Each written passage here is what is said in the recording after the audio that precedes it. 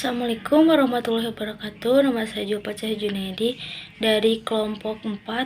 Saya akan menjelaskan tentang definisi cloning. Cloning adalah proses menghasilkan salinan identik secara genetik dari organisme induk melalui reproduksi aseksual. Ini dapat mencakup gen, sel, jaringan, atau seluruh organisme. Terima kasih. Wassalamualaikum warahmatullahi wabarakatuh. Jenis-jenis cloning terbagi menjadi 3 bagian. Yang satu yaitu cloning molekuler, yang berfokus pada salinan identik molekul DNA dalam kromosom. Cloning molekuler disebut juga dengan cloning gen. Yang kedua yaitu cloning organisme, yaitu pembuatan salinan identik dari keseluruhan organisme, yaitu disebut dengan cloning reproduktif.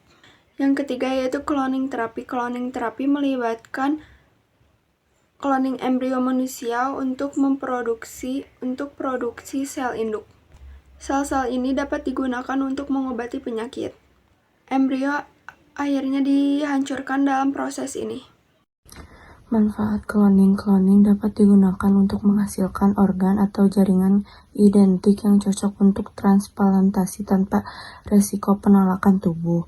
Selanjutnya ada membantu melestarikan spesies yang hampir punah dengan menggadaikan individu tertentu. Yang ketiga ada memberikan model hewan untuk mempelajari penyakit genetik, sehingga membantu pengembangan obat. Yang keempat ada membuat salinan hewan ternak dengan sifat genetik unggul untuk meningkat produksi. Yang terakhir ada cloning terapi, memungkinkan pengobatan penyakit kronis melalui penggunaan sel induk. Selanjutnya adalah proses cloning. Nah, langkah pertama dari proses cloning ini yaitu pengambilan sel somatik, di mana kita akan mengambil sel somatik dari hewan yang ingin kita cloning. Lalu yang kedua adalah pengosongan sel telur, di mana kita akan mengambil sel telur dari hewan lain, lalu kita akan mengosongkan atau menghapus inti selnya. Lalu yang ketiga adalah penggabungan sel, di mana kita akan memasukkan sel somatik yang sudah kita siapkan ke dalam sel telur yang sudah kosong ya. Lalu yang keempat adalah stimulasi, di mana kita merangsang sel telur dengan listrik atau bahan kimia agar mulai membelah dan berkembang menjadi embrio. Lalu yang terakhir atau yang kelima yaitu implan embrio, yaitu embrio yang terbentuk di implan ke rahim atau dikembangkan di laboratorium terlebih dahulu untuk beberapa tahap pengembangan sebelum diimplan ke dalam rahim induk. Selanjutnya ada contoh cloning.